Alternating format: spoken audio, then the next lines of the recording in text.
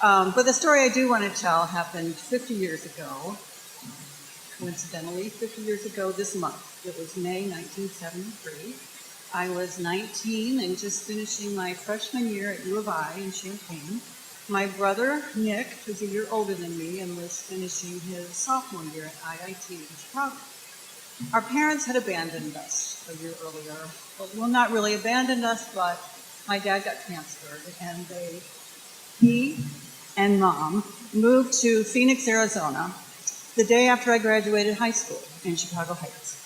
So Nick and I decided that finishing this school year, it would be a good time to take a road trip home and see the country while we went to our new home in Phoenix. So it seemed like a good idea at the time. Nick was actually going to move to Arizona. So the plan was he would pack up his Ford Galaxy 500 with all of his earthly possessions, drive down I-57 and pick me up in Urbana, and we would be on our way. Unfortunately, our final schedules did not coincide, and he wasn't going to be able to pick me up until a day and a night after my residence hall was officially closed for the summer. So I had to jump through hoops and get special permission to stay in the dorm alone, practically alone, in a huge, cavernous, empty residence hall. And the nighttime portion of that was the scariest. I was creeped out. I tossed and turned all night long until finally at 4 o'clock in the morning the phone rang, and that creeped me out even more. But it was Nick, and he had gotten to Champaign a bit earlier than he thought and wondered if he could come up and sleep for a few hours. By this point I was pretty irritated, and I said, "No way, you can sleep in the car." And I slammed down the receiver. And I immediately thought, this is no way to get this trip underway. And he thought, what have I gotten myself into? But the next day we did get the trip underway, and we made it as far as the western edge of Missouri. Again, we did not have a restful sleep. We slept in the car. I slept in the front seat. Nick couldn't sleep in the back seat because it was full of his stuff. He said he would sleep on the ground outside. We were in a parking lot. And there must have been a grassy area. He decided eventually that the grass was too wet and too buggy, and he slept on the hood of the car. The hood. So Phoenix is 1,635 miles from Champaign, and my brother drove all of those miles himself. I apparently was perfectly content to just sit there and stare out the window.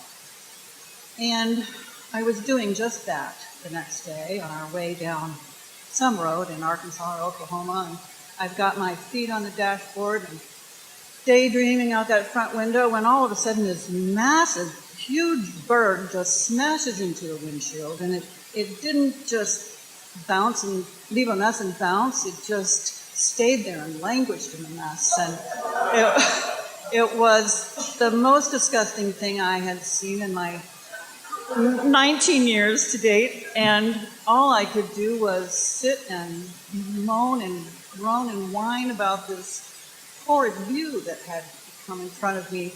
And my brother was sympathetic, and eventually, when he could, he found a service station to pull off to and had the attendants, full service. They cleaned the bird mess off the windshield, and Nick asked them to check the oil while we were there. Checking the oil seemed like a good idea at the time. But it was later on that day, as we were barreling down the highway in the dusty panhandle of Texas somewhere, that, and the windshield was squeaky clean. But the hood of the car that Nick had slept on, the hood that we thought the gas station attendant had secured after checking it out, came flying up without an ounce of warning and smashed into the windshield and just stayed there, completely and utterly obliterating our view of the road ahead. And I, of course, did not keep my cool. I said, pull over, stop the car. And Nick yells at me, I can't pull over, I can't see the damn road, and you need to calm down. I'm like, okay. Well, he did pull over the car. He managed to careen his head out the window and was pulled over to the side of the road. And he managed to get the hood pulled down, even though it had a huge dent across the middle of it. He got it to click shut, and then we limped our way to the next gas station, where he secured it with a rope. So we were good. But what a day.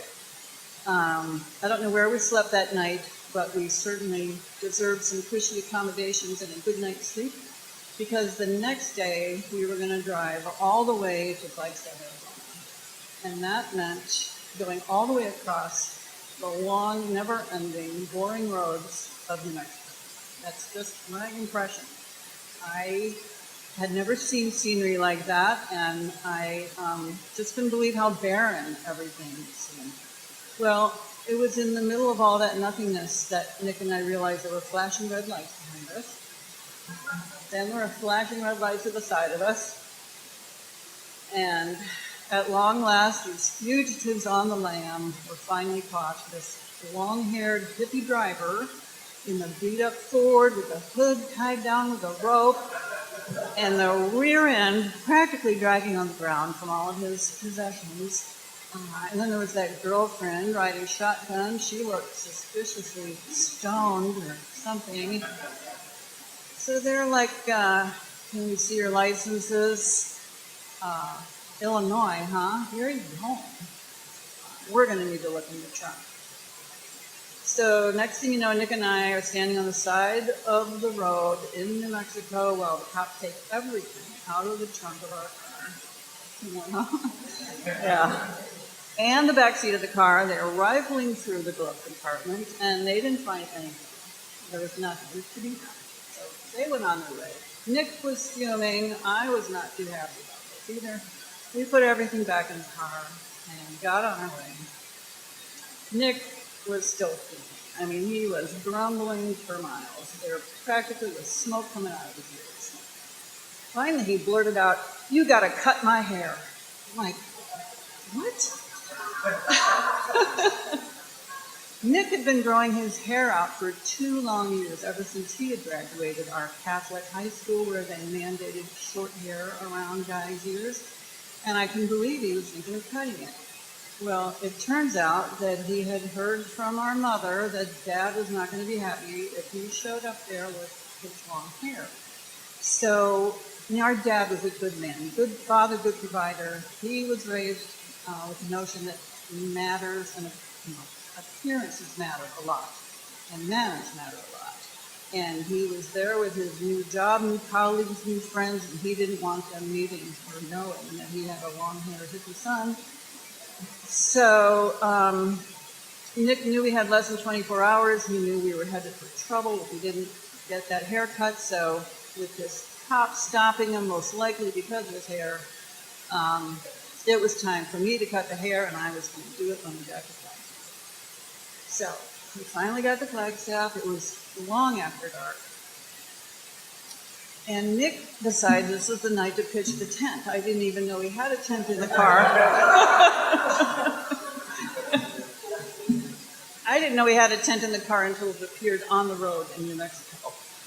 So I had no idea how to do this, and Nick was confident he could do it himself in the dark.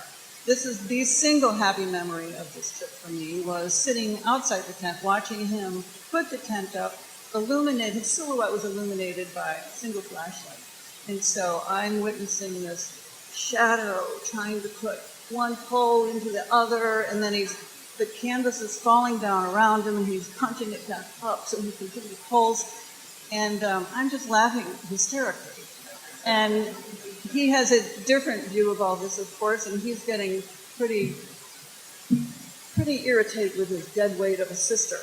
But she needed to cut his hair. So he got the tent put together. I got in there, and I'm starting to cut his hair. No training, dull scissors, light of a flashlight, and I take off an inch, and he's like, you gotta cut more, cut a couple inches more. So I go at it again. He goes, more, cut more. So I go at it again, and he finally decides that was enough to ease the wrath of Dad. And we slept soundly that night, because we were going to be home the next day. Home to Phoenix, where the temperatures reached 110 degrees that summer and stayed there. And Phoenix, where if you leave your car in the sun, you're going to burn your hands on the steering wheel. But also Phoenix, where our mother was so glad to see us, so relieved. She wrapped her loving arms around us, so glad her babies were safe and sound at home. And then there was Dad. Dad just stood there, stoic. He didn't say anything for the longest time, and finally he said, it's going to be awfully hot here with that long hair, isn't it, Nick? Yeah. The next day, Nick went and got his hair cut by a professional. He got it cut short, high school short. It seemed like a good idea at the time.